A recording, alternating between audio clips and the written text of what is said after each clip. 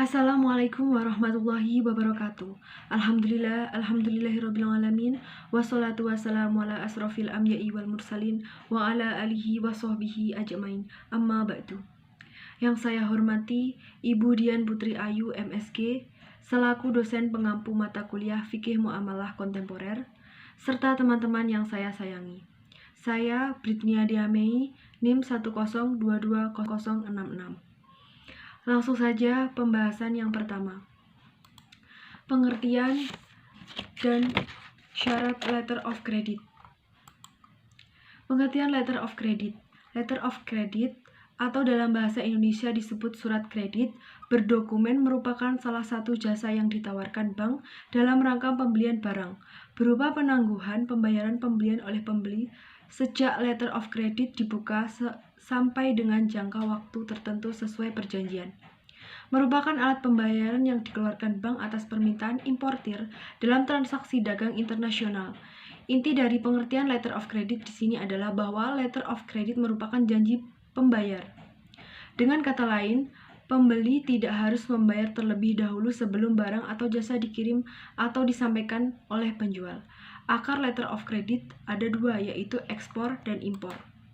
Syarat letter of credit dibagi menjadi dua, yaitu letter of credit impor dan letter of credit ekspor.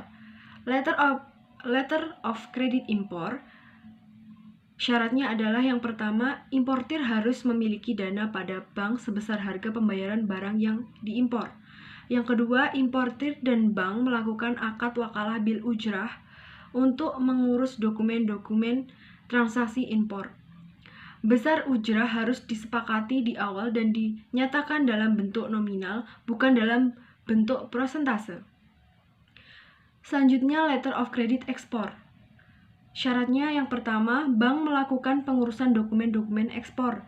Yang kedua, bank melakukan penagihan, collection, kepada bank penerbit atau issuing bank.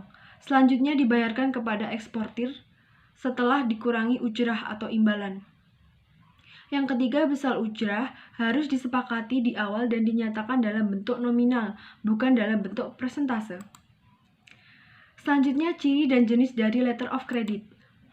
Ciri dan jenis letter of credit dibagi menjadi yang pertama, revocable adalah letter of credit yang sewaktu-waktu dapat dibatalkan atau diubah secara sepihak oleh opener atau oleh issuing bank tanpa memerlukan persetujuan dari beneficiary.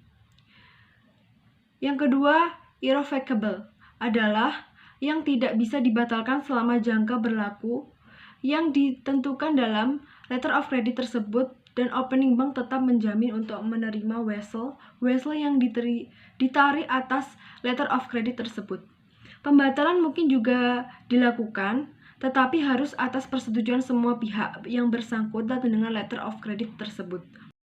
Yang ketiga, irrevocable dan confirmed dianggap paling sempurna dan paling aman dari sudut penerima letter of credit, karena pembayaran atau pelunasan wesel yang ditarik atas letter of credit ini dijamin sepenuhnya oleh opening bank maupun oleh advising bank bila segala syarat-syarat dipenuhi serta tidak mudah dibatalkan.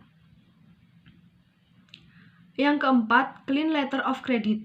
Dalam letter of credit ini tidak dicantumkan syarat-syarat lain untuk penarikan suatu wesel, tidak diperlukan dokumen-dokumen lainnya. Bahkan pengambilan uang dari kredit yang tersedia dapat dilakukan dengan penyerahan kuitasi biasa. Yang kelima, documentary letter of credit. Penarikan uang atau kredit yang tersedia harus dilengkapi dengan dokumen-dokumen lain sebagaimana disebut dalam syarat-syarat letter of credit. Yang keenam, documentary letter of credit dengan red clause.